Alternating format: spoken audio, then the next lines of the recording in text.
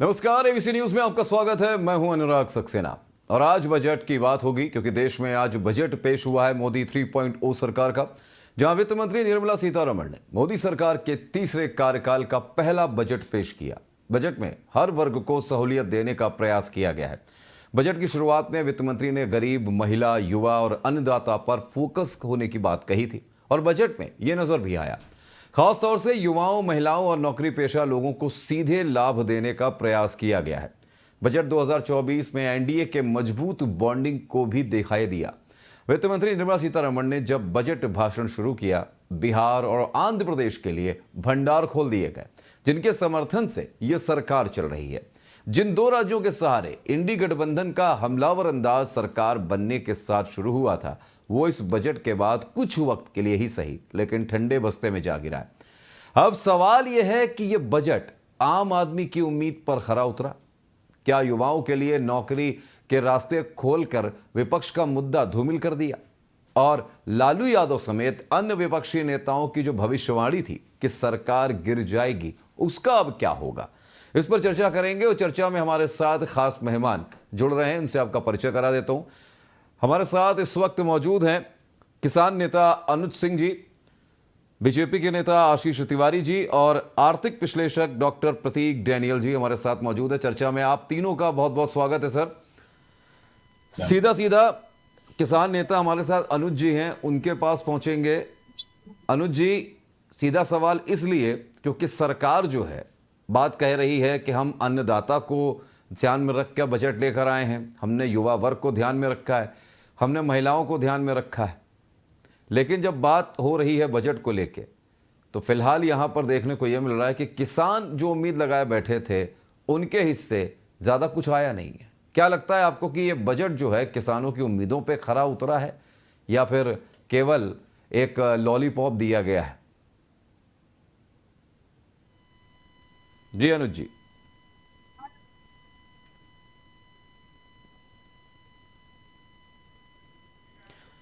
चलिए, अनुज जी की आवाज़ नहीं मिल पा रही है, लेकिन हम चलते हैं डॉक्टर प्रतीक डैनियल के पास। आर्थिक विश्लेषक है हमारे। प्रतीक जी, आप तक आवाज़ मेरी पहुंच रही होगी और मेरा सवाल अब आपसे सीधा ये है कि जो ये बजट आज आया है, कितनी उम्मीद है इस बजट को लेके?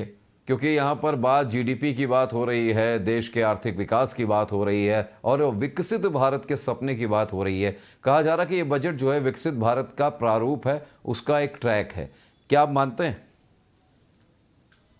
निश्चित तौर पे, जैसे कि हमने बजट अभी सुना है, इसमें पब्लिक और प्राइवेट इन्वेस्टमेंट को भी पोस्ट हार्वेस्ट के लिए ये लोग प्रमोट कर रहे हैं। एक अच्छा ऑप्शन है।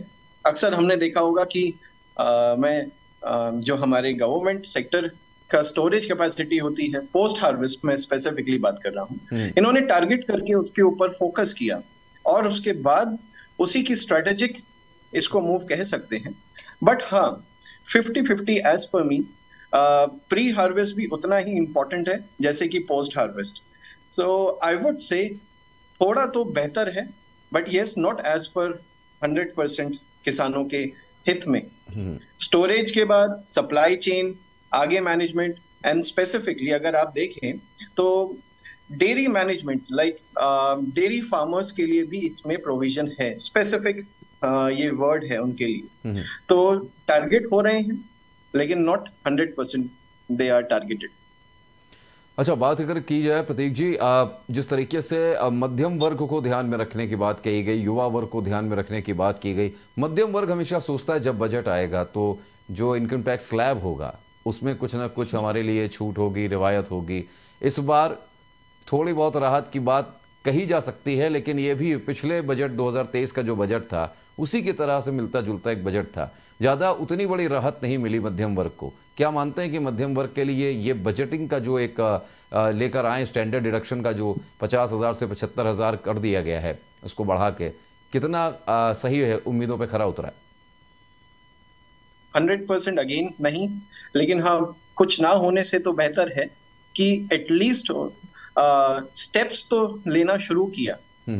ज्यादा डिले से पहले ही we can say again the damage control concept ये वही है, उसी का ही एक हिस्सा है। मध्यम वर्ग को भी लुभाने की कोशिश की गई है। हाँ, मानते हैं इसमें और डिटेल्स में कुछ टाइम के बाद हमारे सामने आएगा।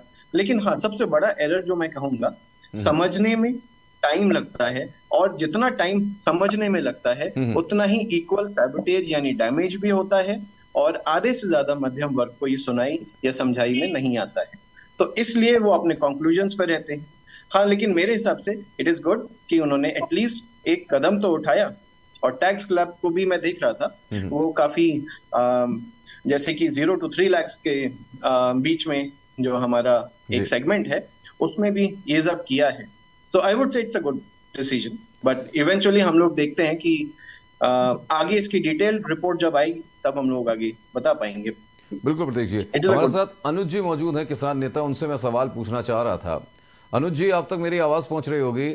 आज का बजट जो है कितना उम्मीदों भरा रहा, खास तौर से हमारे जो देश के अन्नदाता हैं, किसान हैं, क्योंकि आप किसान नेता हैं, किसानों की आवाज़ है, कितना उम्मीदों भरा रहा है? क्योंकि किसानों के लिए जो उम्मीद भरी आस थी इस बजट से, मुझे लगता है कि उतना जो है खरा नहीं उतरा, क्योंकि सिर्फ यहाँ पर देखा जाए तो किसी संबद्ध क्षेत्रों में 1.52 लाख करोड़ की एक तरह से आवंटन किया गया है बजट का, लेकिन उतना कुछ नहीं था। आपको लगता है, क्योंकि ये सवाल विपक्ष की तरफ से भी उठाया गया है कि अन्नदाता को कुछ नहीं मिला, खासतौर से अखिलेश यादव ने भी इस बात को कहा है।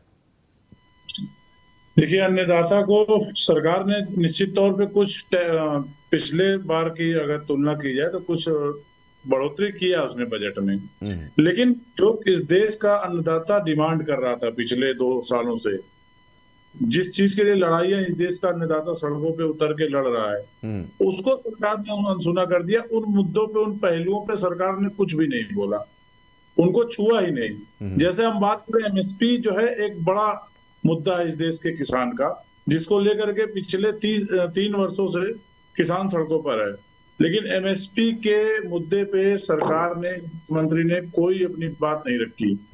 किसान जो कर्ज से डूबा हुआ है और आत्महत्याएं कर रहा है, उस किसान का जो कर्ज था, जो ऋण माफी की घोषणा सरकार ने की थी, स्टेट गवर्नमेंट ने भी किया, केंद्र सरकार ने भी किया कई बार, उस पे सरकार ने कोई अपना सुझाव या कोई भी अपना पक्ष नहीं रखा। तीसरी चीज कि जो मुफ्त बिजली या सस्ती बिजली किसानों को देने की बात सरकार ने कही थी जी, उस पे भी सरकार उससे भी दूर भागते हुए नजर आई। और जो सबसे बड़ी चीज है कि प्रधानमंत्री जी ने 2019 के चुनाव के समय एक घोषणा की थी कि 2022 तक इस देश के हर एक किसान की आय 2 गुनी हो जाएगी। तो आय 2 गुनी होने का तरीका क्या है, फॉर्मूला क्या है, कौन सी खेती का कॉन्सेप्ट प्रधानमंत्री जी ला रहे हैं जिससे 2022 में किसान की आय 2 गुनी होने वाली थी? ना तो 2022 के बजट में ऐसा उन्होंने कुछ बताया, ना 2023 के बजट में उन्होंने ऐसा कुछ बताया, और ना ही 2024 के बजट में उन्होंने कुछ बताया।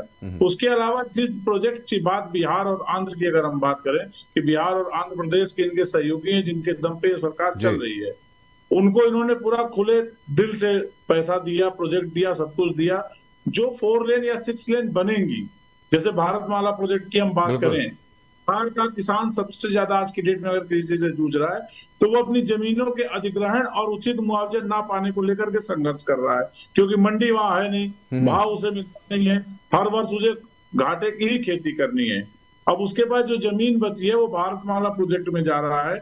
अभी हम लोग हाल ही में चौसा गए थे, जहां बनारपुर में थर्मल पावर प्लांट लग रहा है। वहां के किसानों ने पिछले 1.5 साल से आंदोलन शुरू किया, और उस आंदोलन को कुचलने के लिए सरकार के जो लोग हैं वहां जाकर के पुलिस ने गोलियां चलाई, उनके घरों को तोड़ दिया गया, उनके घर के एक सामान को तोड़ दिया गया। 2 साल के बच्चे से लेकर के 80 साल के बच्चे तक को पीटा गया। वो मुआवजे के लिए लड़ रहे हैं। उस मुआवजे के लिए सरकार क्या कर रही है जिससे किसान मजबूत हो सके, वो इस बजट में इस सरकार ने उस पहलू को छोड़ दिया, कहीं छुआ नहीं। सरकार अगर नैनो डीएपी को बढ़ाने की बात कर रही है या नैनो यूरिया के प्रोत्साहन की बात कर रही है, तो समस्या क्या है कि जो सरकार के मंत्री हैं वो बजट बनाते नहीं हैं। उन्हें तो जो बड़े आईएएस बैठे हुए हैं वो लिख के दे देते हैं, उस पर अपनी चिड़िया बैठा देते हैं। भाई, आप उन आदमी से भी कुछ राय लीजिए ना जो खेतों में या धरातल पे जाके काम करते हैं, जो चमकीली कोठियों में बैठते हैं, एसी में बैठ के और संगमरमर के फर्श पे बैठ करके योजनाएं बनाते हैं, उन्हें जमीनी हकीकत का ज्यादा अंदाजा रहता नहीं। जी अनुज जी, तो सवाल तो आपके पास है, जवाब भी लेते हैं। आशीष जी हमारे साथ बैठे हैं। आशीष जी, आपसे सवाल की शुरुआत करूंगा। नानक देव जी का एक आपने सुना होगा, एक बोल थे उनके, एक लाइन थी कि राम दी चिड़िया राम दा खेत, छग्गो चिड़िया भर भर पेट। तो सीधी सी बात है, यहाँ पे जो चिड़िया बैठाने की बात हमारे किसान नेता कह रहे हैं, वो चिड़िया आपके कागज़ों पे तो बैठा दी जाती है, लेकिन जो किसानों के खेत हैं, जो भरपेट हमारा पेट भरते हैं अन्नदाता, उन ना तो चिड़िया पेट भर पा रही है, ना किसान पेट भर पा रहा है।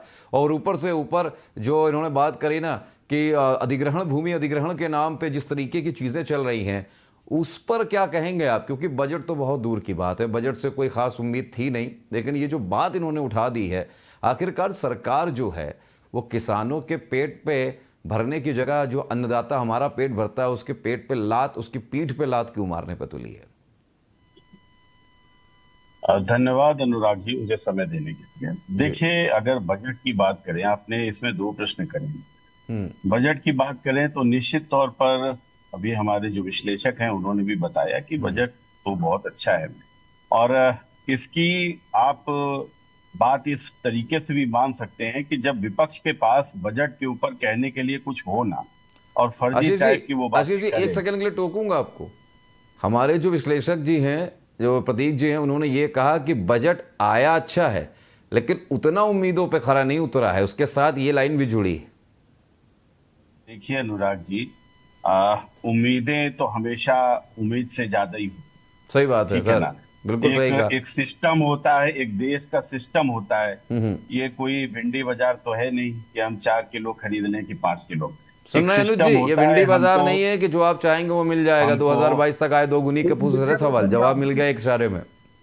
सरकार की दिक्कत यही तो है कि सरकार के लोग कुछ सुनना नहीं चाहते। चलिए अब सुन तो लेते हैं, सुन लेते हैं। नहीं, आशीष जी कहेंगे समय नहीं दिया। बोलने के लिए नहीं बैठे हैं, हम तो सरकार की बात कर रहे हैं, लेकिन भाजपा वाले उसे अपने ऊपर ले लेते हैं। समझ में, सरकार भी भाजपा की ही है। आशीष जी बोलिए। आशीष जी, पूरे देशवासियों की 1,40,00,000 लोगों की है। अरे अनुज जी, आशीष जी सवाल तो ले लेते हैं। सरकार तो इन्हीं की है ना सर, चुना तो हमने, आप नहीं है कहीं ना कहीं। मैं बोलूं अनुराग जी? जी जी बिल्कुल सर, बिल्कुल। देखिए अनुराग जी, थोड़ा सा डेकोरम अगर आप अपनी डिबेट का मेंटेन करेंगे तो अच्छा रहेगा। आप प्रश्न पूछकर आप बीच में टोकेंगे और फिर हमारे साथी पैनलिस्ट भी बोलेंगे, तो फिर जो आप पूछेंगे ना मैं उसका जवाब दे पाऊंगा, ना हमारे जो साथी पैनलिस्ट है मैं उनका दे सर मजबूरी हो जाती है सर, जवाब देते देते कुछ ऐसा शिगुफा छोड़ देते हैं, उस पर जवाब देना थोड़ा सा उसी समय बनता है सर, इसीलिए। अनुराग सर, मैंने तो शुरुआत ही करी थी अभी। चलिए आप थोड़ा सा तो सुन लीजिए कम से कम। बिल्कुल पूरा सुनेंगे सर जी। देखिए ऐसा है, उम्मीद लगाना बहुत अच्छी बात है और हर किसी देशवासी को उम्मीद लगानी चाहिए, और उम्मीद के हिसाब से हमने बहुत अच्छा बजट दिया है। और इसका कारण मैंने आपको बताया कि जब विपक्ष के पास आपके लिए कहने के लिए कुछ ना रह जाए तो आप ये मान लीजिए, वरना ये विपक्ष आपका बजट जैसे ही पेश होता था उसके बाद से फहरिस्त लग जाती थी क्वेश्चंस की। लेकिन अब यहाँ पर चाहे अखिलेश यादव हो, वो कह रहे हैं कि नहीं 10 सालों में आपने क्या करा। इसका मतलब ये हुआ कि 10 साल के जो बजट पेश करेगा उनसे वो संतुष्ट नहीं थे, लेकिन ये वाला जो है उसमें ये संतुष्ट है और इनके पास कहने के लिए कुछ नहीं है। तो निश्चित तौर पर ये बजट जो है ये बहुत अच्छा बजट है। और खास तौर से आप ये देख लीजिए, जो टैक्सेस हैं उनमें सारे टैक्सेस में रिबेट दी गई है, और वो योजनाओं में ज्यादा अच्छा, चाहे महिलाओं के लिए कितना योजना में पैसा दिया गया, बेरोजगारों के लिए नौकरियां कितनी अच्छी तरीके से, छात्रों के लिए पढ़ाई के लिए, जो व्यापारी है उनके लिए, किसानों के लिए 1.5 लाख करोड़ का, कृषि और उससे संबंधित चीजों के 1.5 लाख करोड़ रुपए का इसमें बजट का प्रावधान करा गया। निश्चित तौर पर ये बजट एकदम सॉलिड बजट है। लेकिन होता क्या है कि अब विपक्ष का काम है कि कुछ तो बोलेगा ना, अगर नहीं बोलेगा तो काम कैसे चलेगा। अब आप ये बताइए, आज बजट है, बजट में आपको बजट के ऊपर बात करनी चाहिए, लेकिन हमारे जो भाई हैं वो चले गए कि मुआवजा नहीं मिल रहा। मैं कहना चाहता हूं कि पूरे देश में जितना अच्छा मुआवजा हम लोग दे रहे हैं, चाहे नोएडा की बात हो, क्योंकि चाहे हरियाणा की बात हो या कहीं के भी मुआवजा की बात हो, आप ये बिल्कुल नहीं कह सकते सरकार अगर भूमि अधिग्रहण करती है तो अपने घर के लिए नहीं करती है। पहली चीज आप ये समझ लीजिए, वो देश के इंफ्रास्ट्रक्चर को मजबूत करने के लिए, और ये सिर्फ भारत में नहीं होता, ये पूरे विश्व में होता है। भूमि अधिग्रहण करी जाएगी और करने के बाद में वहां पर कोई होटल नहीं बनाया जाता है, ना वहां पर कोई 5 स्टार आपके रहने की सुविधाएं वहां पर सरकार अपने लिए करती है। जी। वो जो भी अधिग्रहण होता है वो अधिग्रहण निश्चित तौर पर देश के विकास में आगे कैसे जाएगा, उसमें चाहे थर्मल पावर प्लांट लगाने की बात हो या जो भी अधिग्रहण हो रहा हो, चाहे वो हाईवेज की बात हो। अब हाईवेज में आप कह रहे हैं, बताइए हाईवे जब बनेंगे उससे किसान को कितना आराम मिलता है। भूमि अधिग्रहण के लिए कोई ऐसा नहीं है कि पूरा प्रदेश अधिग्रहण कर लिया गया कोई हाईवे के लिए। हाईवे अगर नहीं निकलेंगे तो आप बताइए, अगर सड़क किसी भी देश प्रदेश की अगर अच्छी नहीं होंगी, अगर सड़कों का जाल नहीं होगा, देखिए व्यापार क्या होता है, आपके पास अच्छे बंदरगाह हो, आप कैसे सड़क मार्ग से, जल मार्ग से, वायु मार्ग से व्यापार जितना आपका फास्ट होगा, आपका देश उतना ही समृद्ध होगा। अब आप ये सोचें कि आप सड़क ना बनाई जाए, आप सड़क जब बनाई जा रही है तो आप कह रहे हैं वो अधिग्रहण हो रहा है और उसमें किसान परेशान हो, तो निश्चित तौर पर जो जमीन है वो किसान के पास ही है भाई। तो वो अगर अधिग्रहण होगा तो वो किसान, लेकिन उनको उचित मुआवजा भी दिया जा रहा है, 4 गुना मुआवजा दिया जाता है आपकी सर्कल रेट से। आपकी जमीन की जो कीमत होती है, आप आज देख लीजिए हरियाणा और नोएडा में किसानों की आप हालत देख लीजिए, मतलब जो जिनके पास जमीनें थी वो आज कितने रईस हो चुके, चूंकि 4-4 गुना उनको मिला है। तो ये बात किसी से छिपी नहीं। तो निश्चित तौर पर मैं कहता हूं कि एक सकारात्मक बात होनी चाहिए।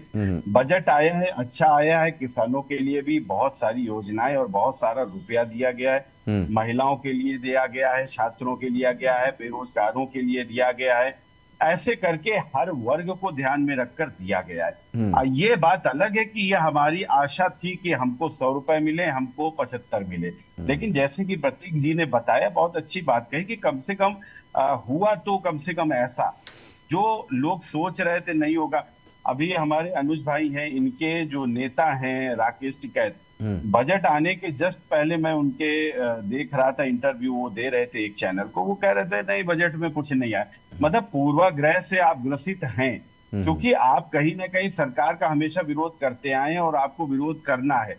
हम यहाँ पर चाहे आपके ऊपर जान भी लुटा देंगे ना, तब भी आप कहेंगे नहीं जान तो लुटाई लेकिन थोड़ी कम ही रहेगा, ये ऐसे करके नहीं, ऐसे करके लुटाते तो ज्यादा। तो इन बातों में नहीं पड़ना चाहिए। आज ओवरऑल पूरा देश जो है वो बजट को लेकर बहुत खुश है, और खास तौर से जो मध्यम वर्गीय है, जो टैक्स में रिबेट जिस तरीके से मिली है, मध्यम वर्गीय के चेहरे पर एक बहुत अच्छी मुस्कान और सुकून है। निश्चित तौर पर ये बजट बहुत ही अच्छा बजट है और देश के लिए बहुत उन्नति कारक बजट है। ठीक आशीष जी, बहुत बढ़िया।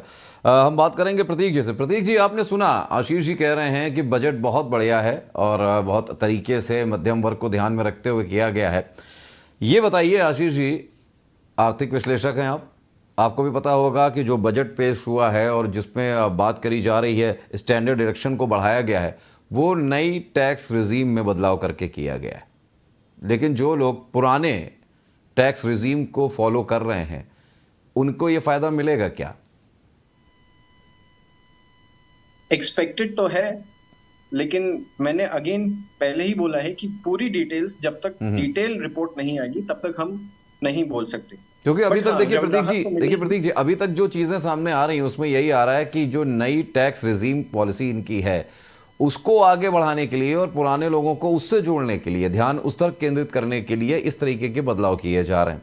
जो हमारी अभी तक जो चर्चाएं हुई हैं कई चार्टर्ड अकाउंटेंट्स के साथ हुई है, उनका भी ये मानना है कि इस तरह की जो चीज़ें हुई हैं वो इसलिए हुई हैं। और दूसरी बात, अगर बात की जाए, जो बात इन्होंने रोज़गार की कही कि रोज़गार की बात हम कर रहे हैं बेरोज़गारी के ख़िलाफ़, तो एक चीज़ सबसे बड़ी बात जो विपक्ष भी कह रहा है वो मैं भी यही बस पूछना चाह रहा हूँ कि मुद्दा जो था वो था रोज़गार का, मुद्दा जो था बेरोज़गारी का। आपने बेरोज़गारी को बदल के रोज़गार देने के नाम पे आपने इंटर्नशिप स्कीम चालू कर दी कि 500 कंपनियों में आपको इंटर्नशिप स्कीम दी जाएगी, इंटर्नशिप कीजिए, उस दौरान हम आपको 5,000 रुपये भत्ता देंगे इंटर्नशिप के तौर पे। बात यहाँ पे है पक्के रोज़गार की। विपक्ष जो है वो लगातार कह रहा है जो सरकारी जगहें जो हैं, सरकारी विभाग जो हैं, जो 30 लाख जो वहाँ पर स्थान खाली हैं, उनमें नौकरियाँ क्यों नहीं दी जा रही हैं? ये इंटर्नशिप पॉलिसी को लाने के लिए जिस तरीके से यहाँ पर चीज़ें बदलाव किए जा रहे हैं उसको किस नज़रिए से देखते हैं आप? इसको मैं शॉर्ट बिल्कुल। दो भागों में स्प्लिट करता हूं। पहली चीज ये है कि हम लोग और हमारी सरकार और हमारा इंफ्रास्ट्रक्चर जो गवर्नमेंट सेक्टर का है वो फुली तरीके से इक्विप्ड है कि अगर ये इंटर्नशिप प्रोग्राम अगर आप ला भी रहे हैं तो व्हाई नॉट आप इंस्टेड ऑफ प्राइवेट सेक्टर आप उसको गवर्नमेंट सेक्टर में भी इम्प्लीमेंट करके अपने गवर्नमेंट सेक्टर की तरफ लोगों को अट्रैक्ट कर सकते हैं। सेकेंडली, यहाँ पे जो ऐसा प्रतीत होता है वो होता है कि प्राइवेट सेक्टर का इन्वेस्टमेंट है तो थोड़ा तो एक बैलेंस या डाइवर्जन थोड़ा तो रहेगा ही, क्योंकि अल्टीमेटली हर जगह पे जहां पे जिसका इन्वेस्टमेंट रहता है वहीं पर ही थोड़ा सा बेंड तो रहता ही है। बट हाँ, आपने बिल्कुल ठीक बात कही है। इन रोजगार अगर गवर्नमेंट सेक्टर का हो, और सेकेंड इंपॉर्टेंट बात मैं कहना चाहता हूं वो ये है, हमने अक्सर देखा है अगर कोई भी सरकारी कार्य हो रहा है, अगर रिक्रूटमेंट का भी हो रहा है, तो कहीं ना कहीं से लीगल एक फेज उस रिक्रूटमेंट प्रोसेस का, ये तो अगर मैं अपने पैनलिस्ट से कहूंगा, हर कोई इससे एग्री करेगा कि मोर देन 50% या 60% केसेस में ऐसा ही हम लोगों को सुनने को मिलता है और हम देखते भी हैं। अभी हम दो नहीं, छोटा सा एक इशू, नॉट छोटा, आई बेग योर पार्डन, एक अच्छा खासा लेवल पे इशू हुआ है, again it got struck up. बिल्कुल, स्टे ऑर्डर की बात आप कर रहे हैं कि उन नौकरियों पे स्टे ऑर्डर आ जाता है। इंडीड, यही सारी समस्या है। अगर एक इंसान पूरी मेहनत करके, एक युवा पूरी मेहनत करके अपनी प्रिपेयर करके एग्जाम देता है, वो उम्मीद करता है कि मैं एग्जाम पास करूंगा विद इन टाइम। एक पेशेंस की भी, देखिए हम लोग ह्यूमंस हैं, हमारी भी पेशेंस की एक लिमिट होती है। अगर उसके बाद भी इश्यूज आ रहे हैं कि भाई स्टे लग गया, अब जुडिशरी के ऊपर विश्वास है लेकिन टाइम फ्रेम नहीं, so there is an uncertainty, तो वहां पे थोड़ा सा उनका विश्वास और मोस्ट इंपॉर्टेंटली जो कॉन्फिडेंस है वो हिल जाता है। इसी को शायद ये मेरा सजेशन है, जी जी, इसको ध्यान में आशीष जी कुछ कहना चाह रहे हैं, आशीष जी कुछ कहना चाह रहे हैं जी। देखिए अनुराग जी, आप जहां पर गवर्नमेंट सेक्टर और प्राइवेट सेक्टर की बात करते हैं तो निश्चित तौर पर आप ये मान लीजिए कि गवर्नमेंट सेक्टर में सारी चीजें जो है वो लिमिटेड, ठीक है। आप रोजगार की अगर गवर्नमेंट सेक्टर से आप ये कहेंगे कि नहीं ये रोजगार जो आप देना चाह रहे हो वो गवर्नमेंट सेक्टर में, गवर्नमेंट सेक्टर तो ऑलरेडी ओपन होता ही है, जैसे जैसे जो जो रिटायरमेंट होते हैं उस तरीके से वो सारे पद खाली होते चले जाते हैं। तो भरे भी तो जाएं सर, भरे भी तो जाएं। बिल्कुल भाई, उनके लिए परीक्षाएं हो रही हैं, सब कुछ हो रहा है सर, परीक्षाएं हो रही हैं, लेकिन लीक का रिकॉर्ड भी बन रहा है। विपक्ष तो यही कह रहा है, वो बात एक अलग है। सुप्रीम कोर्ट ने आज फैसला सुना दिया आपके हक में कि नीट में कोई धांधली नहीं हुई है, किसी तरीके के सबूत नहीं मिले हैं और काउंसलिंग कल से शुरू होगी। ये एक अच्छा पॉजिटिव रिस्पॉन्स है आपके बजट के साथ साथ, लेकिन बाकी परीक्षाओं का क्या? जी देखिए, मैं अपनी जो बात कहना चाह रहा हूँ वो पूरी कर लूं, ये आपका नया क्वेश्चन, मैं इसका बाद में जवाब। जी जी, जो अभी बात हो रही थी, देखिए गवर्नमेंट सेक्टर लिमिटेड, हमने क्या करना है, हमने यहाँ पर क्योंकि जिस तरीके से हमारे देश की जनसंख्या है, आप ये मान लीजिए कि एवरेज एज 28 ईयर है इंडिया की, और ये एवरेज एज जो है ये चाइना से, जापान से, इन सब से ज्यादा अच्छी है हमारी। निश्चित तौर पर जो हमारे लिए रोजगार की बात होती है, एम्प्लॉयमेंट की बात, वो इंडिया के अंदर में सबसे ज्यादा नीडेड है आज, ठीक है, चूंकि वो हमारी एवरेज एज के हिसाब से। तो आप बात समझिएगा, हम गवर्नमेंट सेक्टर से ये सारी चीजें नीड्स पूरी नहीं कर सकते। Ultimately we have to grow through the जो प्राइवेट सेक्टर है उनकी ओर हमें जाना पड़ेगा। अभी वहां पर जाने के लिए हमको करना क्या पड़ेगा, प्राइवेट सेक्टर को हमको थोड़ा सा बूस्ट करना पड़ेगा, उनको हमें इस तरीके से मदद देनी पड़ेगी कि जो भी लोग हैं, अच्छा जो ये 500 टॉप कंपनीज के इंटर्नशिप वाली बात है, आप ये समझिए कोई भी फ्रेशर है वो अगर अपना रिज्यूमे लेके आपके यहाँ ऐसे ही, आप एक कंपनी के मालिक हैं, आपके यहाँ ऐसे ही फ्रेशर चला जाए कि नहीं अभी हमारा कोई एक्सपीरियंस नहीं है, और या फिर वो टॉप कंपनी में वहां पर इंटर्नशिप करके आया हुआ है, तो निश्चित तौर पर आप उसको प्रेफरेंस देंगे क्योंकि वो अच्छी कंपनी में होकर आया है, उसने वहां पर सीखा है काम। तो निश्चित तौर पर एक सरकार का ये कहना है कि हम युवाओं को ऐसा स्किल्ड बनाने में मदद करेंगे। ये तो इंटर्नशिप की बात हो गई। इसके अलावा जो मुद्रा लोन है, जो लोग अपना काम करना चाहते हैं वो 10 लाख से उन्होंने उठाकर 20 लाख रुपए कर दिया। निश्चित तौर पर हम रोजगार और स्वरोजगार इन दोनों चीजों में सरकार ने बहुत अच्छा एक अटेम्प्ट लिया है। निश्चित तौर पर इसकी प्रशंसा होनी चाहिए और ये सारे ठीक। काम सिर्फ इसीलिए करे जा रहे हैं जी। क्योंकि हम अपने देश से बेरोजगारी को कम करेंगे। अल्टीमेटली कम करने के यही तरीके हो सकते हैं। इसके अलावा आप बेरोजगारी को सिर्फ या तो रोजगार से खत्म कर सकते हैं या स्वरोजगार से खत्म ठीक। कर सकते हैं। इसके अलावा तीसरा कोई भी तरीका नहीं होता। सरकार ने बहुत अच्छी पहल करी है, उसका स्वागत होना बिल्कुल। हमारे साथ आपको बताते हैं कि हमारे साथ कांग्रेस के हमारे साथ एक प्रवक्ता नेता हैं विवेक मिश्रा जी, वो हमारे साथ जुड़ गए हैं। विवेक जी को भी हम शामिल कर लेते हैं पैनल में। विवेक जी, बहुत बहुत स्वागत है आपका। विवेक जी, सीधा सवाल, अभी आशीष तिवारी जी जो है वो एक सवाल का जवाब दे रहे थे, हमारे जो आर्थिक विश्लेषक हैं वो उनके सवाल का जवाब था। उन्होंने कहा कि जिस तरीके से चीज़ें चल रही हैं, सरकार जो है सरकारी नौकरियों में किसी को नहीं जल्दी कर सकती क्योंकि उसमें प्रोसीजर थोड़ा सा लंबा होता है और समय आबादी के हिसाब से बहुत क्रिटिकल हो जाती है सिचुएशन। तो ऐसे में प्राइवेट जो सेक्टर्स हैं उनको हम बूस्ट करने की कोशिश कर रहे हैं। इसलिए जो आज बजट में इंटर्नशिप स्कीम निकाली गई है वो इसलिए निकाली गई है ताकि बच्चे तैयार हो सकें और उसके बाद जब बाहर दूसरी कंपनियों में जाएं तो उनको हार का मुंह देखना ना पड़े, उनको बाहर का दरवाज़ा ना देखना पड़े, कम से कम उनके पास एक एक्सपीरियंस इंटर्नशिप हो एक अच्छी बड़ी कंपनी के साथ। कितना लॉजिकल लगता है ये जवाब आपको? अनुराग जी, भाजपा की अपने चिरपरिचित अंदाज का बजट है ये, और ये जुमलेबाजी से ज्यादा कुछ नहीं है। इनके तमाम जुमले पहले भी देश ने देखे हैं। इनके ये इंटर्नशिप वाली आपने एक इशू उठाया है, ये तो इंटर्नशिप वाला तो ये कॉपी पेस्ट प्रोग्राम है ये कांग्रेस का ये तो, और उसको भी आधे अधूरी तैयारी से ये कोई इनकी चीज प्रॉपर तरीके से होमवर्क केवल ही चुनाव जीतने के लिए करते हैं, बाकी दिन का होमवर्क नहीं होता है। जी, उस तरीके से देखा जाए तो इंटर्नशिप वाला अगर ये मामला जो है ये कांग्रेस का ही था तो कांग्रेस का उठा के बीजेपी ने लगाया, तो इसका मतलब कांग्रेस भी तो नहीं दोषी है क्योंकि नौकरी वो भी नहीं दे पा रही थी। इंटर्नशिप का अगर पूरा चैप्टर आप ही का है। ठीक बात, आप ठीक कह रहे हैं।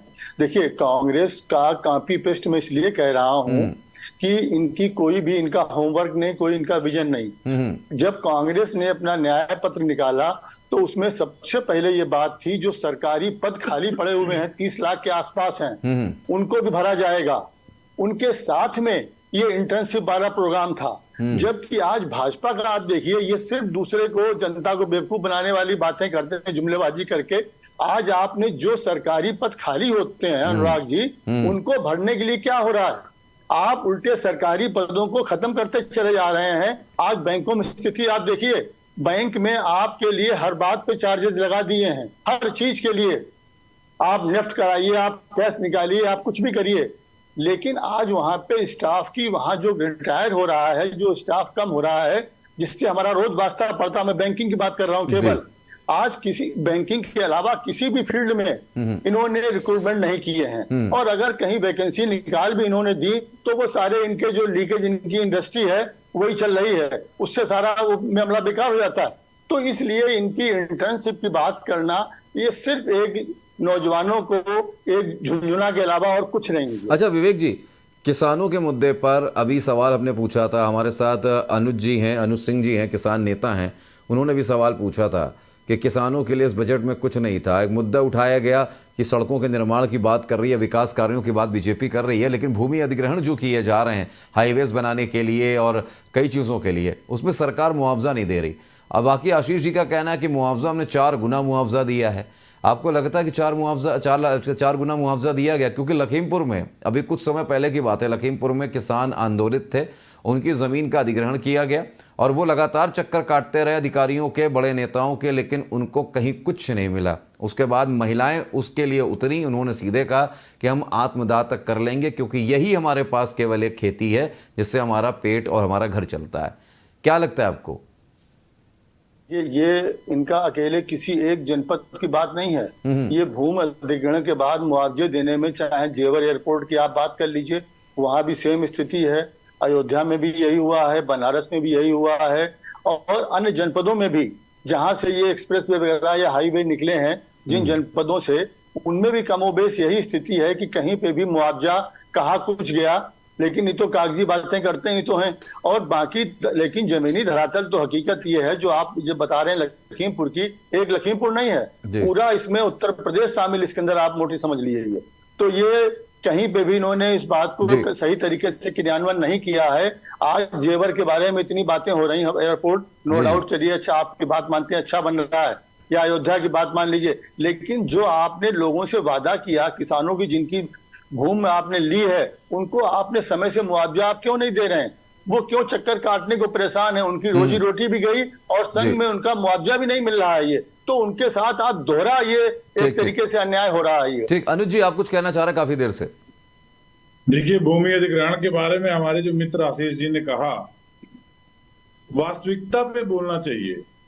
जिस नोएडा की ये बात कर रहे हैं, उस नोएडा जो यमुना ईडा है, यमुना इंडस्ट्रियल डेवलपमेंट अथॉरिटी, उसकी नीतियों को लेके भूमि अधिग्रहण की जो दिक्कतें हैं उसको लेकर के कल ही अभी टप्पल फ्लाईओवर के नीचे एक बड़ी किसान महापंचायत इसी मुआवजे को लेकर के हुई है। तो अगर किसान संतुष्ट है तो आंदोलन क्यों कर रहा है मुआवजे के लिए? बिहार की मैं बात करूं, चौसा में जो बनारपुर में पावर प्लांट लगा हुआ है, वहां का सर्कल डिसाइड किया कि 32 लाख रुपए, और किसानों को जो मुआवजा दिया गया वो दिया गया 24 लाख रुपए। जो 8 लाख रुपए का डिफरेंस है वो कहां गया? उसकी मांग वहां का किसान कर रहा है, जायज मांग, कि वो 8 लाख रुपए प्रति बीघे का जो स्कैम हुआ, घोटाला हुआ, वो राज्य सरकार खा गई कि केंद्र सरकार खा गई कि अधिकारी खा गए? वो कहां गया? और जिस 4 गुने मुआवजे की ये बात कर रहे हैं, वो एक्ट 2013 में राहुल गांधी और कांग्रेस की सरकार लेकर के आई थी, जिसको 2023 में इन लोगों ने चेंज करके 2022 में चेंज करके मॉडल एक्ट का नाम दे दिया। और 2023 के जो भूमि अधिग्रहण कानून में संशोधन किया गया था कि बिना किसानों के अनुमति के 70% किसान जब तक अनुमति न दे दे तब तक भूमि अधिग्रहण नहीं किया जाएगा, उसको इन्होंने मॉडल एक्ट में फिर से चेंज करके पूरा जो अधिकार है वो जिला अधिकारी को दे दिया कि जिला अधिकारी जिस जमीन को चाहे उसका अधिग्रहण कर सकता है। मैं प्रयागराज से हूँ, प्रयागराज में आउटर रिंग रोड निकल रही है, उस रिंग रोड की कहानी ये है कि 8 लाख रुपए बीघा वहां मुआवजा दिया जा रहा है, चाहे जमीन आपकी नदी के किनारे की हो, चाहे नाले के किनारे की हो, चाहे गड्ढे की हो, और चाहे हाईवे की हो। तो इस पे समझना होगा कि भाई जिसकी जमीन हाईवे पे है उसकी मार्केट वैल्यू 4 करोड़ रुपए है, तो उसको 4 चौके 16 करोड़ रुपए बीघा चाहिए, और जिसकी नाले में है या ऊसर बंजर है अगर वो 2 लाख रुपए बीघा है तो उसको 2 लाख के हिसाब से। तो ठीक ठीक ठीक ठीक। आशीष जी आपने सुना हमारे साथ कांग्रेस जो नेता हैं उन्होंने भी कहा और अनुज जी ने भी अपनी बात रखी। बिल्कुल बिल्कुल मैंने सुना। देखिए अनुराग भाई, इसमें 2 चीजें हैं। पहली बात तो मैंने आपसे कहा ना कि आज का जो डिबेट है वो बजट के ऊपर था। हमारे कांग्रेस के नेता के पास बजट के लिए कहने के लिए कुछ भी नहीं था, तो ये इधर उधर भाग गए। इससे एक चीज तो सिद्ध हो गई कि बजट आज इतना बढ़िया आया है कि ये कुछ कह नहीं पा रहे। इनके पास कुछ नहीं, इन्होंने कह दिया कि नहीं वो तो हमारी नकल करी। अच्छा चलिए, मैं आपकी बात को बड़ा कर देता हूँ, नकल करी, आपकी नकल करी तो आप भी यही चाह रहे थे और हमने वो कर दिया, बात खत्म हो गई, संतुष्ट हो जाइए आप। ठीक, तो बजट के ऊपर जो आज हमारी चर्चा है, बजट से सभी संतुष्ट है। इससे मैंने आपको पहले भी अपने वाक्य में यही कहा था कि बजट पे इनके लिए कहने के पास कुछ भी नहीं है। दूसरी चीज रही अधिग्रहण की। देखिए मैं कह रहा हूँ कि ये फिर झूठ बोल रहे हैं। एक किसान नोएडा से लेकर और अयोध्या तक एक किसान ऐसा लेकर आ जाए, मैं आपके चैनल पे चैलेंज कर रहा हूं, जिसकी भूमि अधिग्रहण हुई हो और उसको मुआवजा ना मिला हो। इन्होंने ये वाला जो एक नैरेटिव सेट करने की चुनाव के समय में ये बात करी थी, उसके बाद उसका सरकार ने पूरा जवाब दिया था। अयोध्या के लिए इन लोगों ने सेट करा था, जबरदस्ती कहलवाया इन्होंने कि नहीं हमको नहीं मिला है, लेकिन वहां पर वो बाद में खुलकर आई कि नहीं सबको मिल चुका है। दूसरी चीज रही, अभी हमारे भाई ने बताया कि टप्पल में वहां पर कुछ किसान हैं जो वहां पर धरना दे रहे हैं। देखिए निश्चित तौर पर आप धरना देने का कारण भी समझिए। सरकार ने जो मुआवजा आपका तय करा है, आपको वही मुआवजा दिया जाएगा। अगर आप उससे ज्यादा चाहेंगे तो आप धरना प्रदर्शन तो करेंगे ही करेंगे, वो तो अलग की बात हो गई। ये कोई बात थोड़ी है कि नहीं वो वहां पर कर रहे हैं, अरे कर रहे हैं तो वो तो करेंगे ना, वो तो मुझे पता है करेंगे, क्योंकि जो सरकार ने मुआवजा राशि तय करी है उससे ज्यादा आपको चाहिए। तो निश्चित तौर पर आप ये काम करोगे ही करोगे। तो ये कोई बहुत बड़ा मुद्दा नहीं है। ये है क्या कि कुछ ऐसे संगठन हैं जो देखने में आया है प्रायः, जो किसानों को हमेशा भड़काने की राजनीति करते हैं और वो बताते हैं कि नहीं नहीं, अरे तुम इतने में कैसे बेच दे रहे हो अपनी जमीन, इसका तो रेट यहाँ पर ये होना चाहिए। सरकार ऑलरेडी 4 गुना, और 2013 में राहुल गांधी के जो बता रहे हैं कि लाए थे, तो राहुल गांधी लाए हो या हम लाए हो, यहाँ पर आज मुद्दा ये नहीं है कि नियम लाया कौन है, मुद्दा ये है कि जो नियम है उस नियम के हिसाब से किसानों के साथ में न्याय हो रहा है कि नहीं हो रहा है, उनको 4 गुना मुआवजा मिल रहा है कि नहीं मिल रहा। मैं फिर अब अगली बात कह रहा हूँ, एक किसान आप हमको कोई ऐसा लाकर दीजिएगा जो किसान ये कहे कि नहीं हमारी भूमि अधिग्रहण हुई और हमको मुआवजा नहीं दिया गया है, और उस किसान के ऊपर पे हम लोग फिर अनुज जी कुछ कहना चाह रहे हैं, अनुज जी कुछ कहना चाह रहे हैं आपके जवाब में। आशीष जी जगह बता दें, एक नहीं 1000 किसान लेकर के आऊंगा जिनको मुआवजा नहीं मिला, उनकी जमीनों बिल्डिंगें बन गई, सड़कें बन गई, जगह बताएं किस जगह पे लाना है। एक किसान की बात करें, मैं 1000 किसान लेके आऊंगा कम से कम। और जिस अच्छा क्यों नहीं मिला है, रीजन क्या है उसका अनुज भाई, रीजन क्या है क्यों नहीं मिला, क्यों नहीं मिला है? ऑफिस खेलते हैं। सुनिए पहले बात तो सुनिए, आपकी बात सुनी गई तो आपको सुनना पड़ेगा। बताइए बताइए। समस्या ये है कि किसान की जमीन में जब एक्वायर हो जाती है, वो कहेंगे कि भूमि अध्यक्ष अधिकारी देगा, वो कहेगा हमने बना करके भेज दिया, जो संबंधित विभाग है उसी में घूमता रहता है। अभी यहाँ प्रयागराज में एयरपोर्ट के लिए रोड एक्वायर हुई, उसमें भी कम से कम 50 ऐसे किसान है जिनको मुआवजा नहीं मिला। 50 की खैर मुआवजे की बात छोड़िए, वो बजट पे आइए, बजट पे आप बात कर रहे हैं। अनुराग भाई मैं अनुज भाई 10 सेकंड की बात कर रहा हूँ। देखिए अनुराग भाई, इन्होंने अभी कहा कि एक नहीं 1000 किसान ला देंगे। मेरा आपके माध्यम से, इस चैनल के माध्यम से, क्योंकि आप इनके टच में हैं, आप ऐसे कोई 10 किसान जिनकी भूमि अधिग्रहण हुई हो और उनको मुआवजा न मिला हो, अगले टॉपिक में आशीष, अगले टॉपिक में हम उन किसानों के साथ ही मौजूद रहेंगे, एक अलग से इसके लिए मुद्दा चलाएंगे। डॉक्टर प्रतीक जी देखिए, अभी एक चीज चल रही है, अब मुद्दे पे आते हैं कि गवर्नमेंट सेक्टर को डेवलप करने की बात चल रही है कि प्राइवेट सेक्टर को हम बूम कर रहे हैं, गवर्नमेंट सेक्टर में इतना स्केल नहीं निकल पा रहा है, चीज़ें नहीं निकल पा रही हैं। जबकि विवेक मिश्रा जी जो कांग्रेस के हमारे नेता हैं वो कह रहे हैं कि ये तो हमारा पहले से हमारे जो बुकलेट है, जो हमारी जो था चुनावी बुकलेट, उसमें था कि हम वादा था कि हमारा 30 लाख जो सरकारी नौकरियां वो भरेंगे। एक चीज़ समझ में नहीं आती कि जब हम देश की तरक्की की बात कर रहे हैं, देश के विकास की बात कर रहे हैं, तो जो मौजूदा सरकारी संस्थान हैं उन पर हम उनको इम्प्रूवमेंट क्यों नहीं करने की कोशिश कर रहे हैं। आज बीएसएनएल का हाल देख लीजिए, उसको बीएसएनएल का हाल क्या है, और आज की डेट में आप जितने बाकी प्राइवेट कंपनियां हैं, टेलीकॉम कम्युनिकेशन की कंपनियां हैं, उनके जरा आप प्राइस देख लीजिए। आज मैं ही अभी थोड़ी देर पहले सोशल मीडिया पर एक प्रतिष्ठित न्यूज़पेपर है, उसकी मैं एक आर्टिकल पढ़ रहा था कि अभी टैरिफ और बढ़ेगा, जो टैरिफ है कॉलिंग टैरिफ से, उस पर और रिचार्ज आपके ऊपर जेब ढीली करेगा। तो मेरा ये पूछना है कि जब सरकारी संस्थान हमारे पास बीएसएनएल जैसे हैं, तो हम उनको इम्प्रूवमेंट क्यों नहीं कर रहे, उनको हम क्यों नहीं कोशिश कर रहे कि उनको हम और स्ट्रेंथ प्रदान करें, ताकि जो आम आदमी है उसकी जेब जो है उस पर असर ना पड़े। हमेशा हम ये क्यों सोचते हैं कि हम बाहर की दूसरी जो कंपनियां हैं, चाहे वो जितनी अदर टेलीकॉम कंपनियां हों, हम उनको ही आगे बढ़ाने की कोशिश करेंगे? क्यों नहीं बीएसएनएल, भारत संचार निगम लिमिटेड की बात होती है? ऐसे कितनी सरकारी संस्थाएं हैं। भारतीय रेलवे की आप बात कर लीजिए, भारतीय रेलवे की अगर बात कर लें, उसके लिए बजट की बात होती है, लेकिन वहां भी ट्रैक वही चलता है। नहीं, रेलवे के लिए बजट दिया गया है, बहुत बेहतर बजट दिया गया है रेलवे के लिए।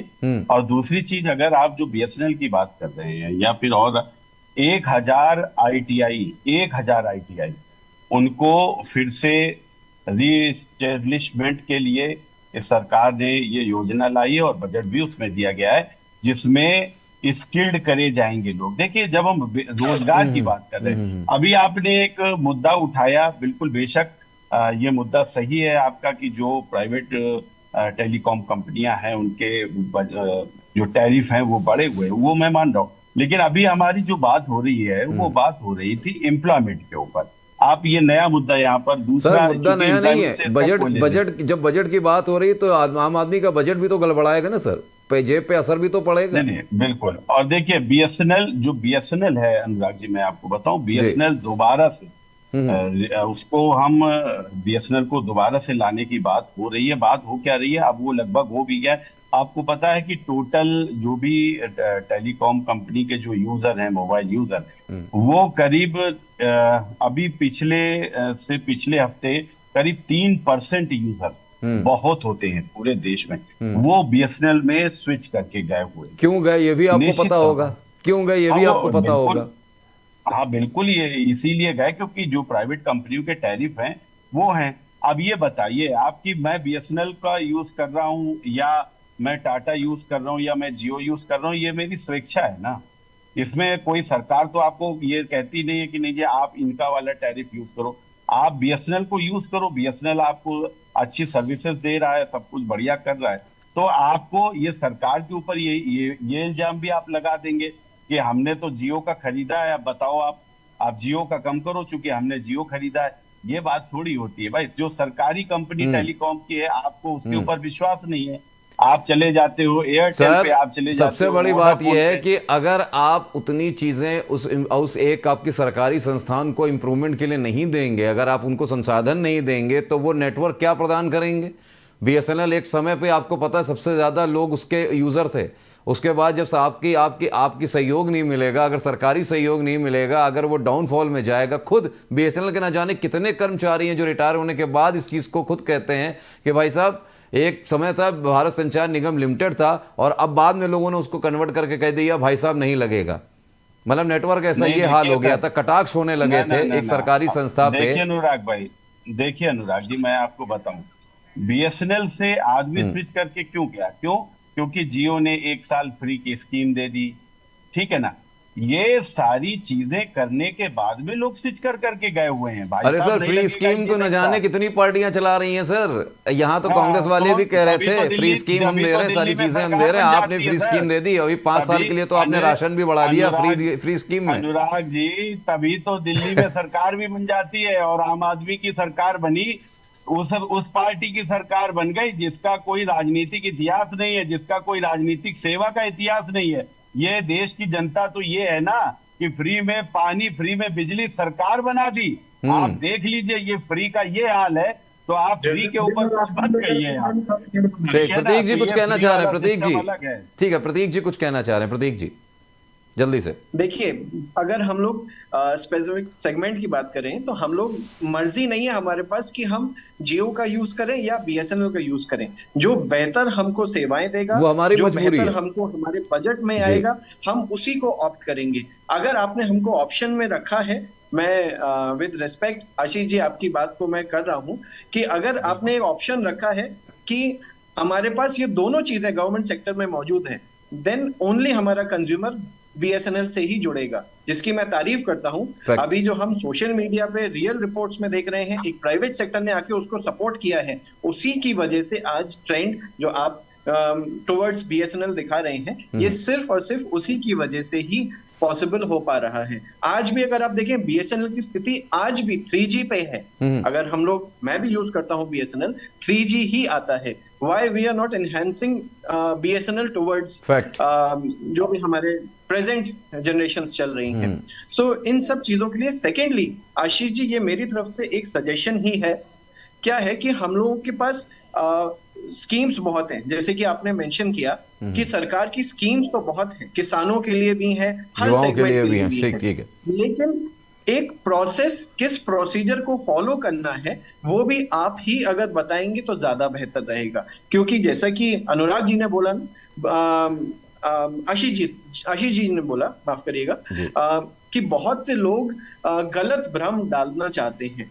अल्टीमेटली जब इंसान को पता ही नहीं होगा कि कौन से रास्ते पे जाना है, तो वो इधर उधर ही रास्ते देखेगा।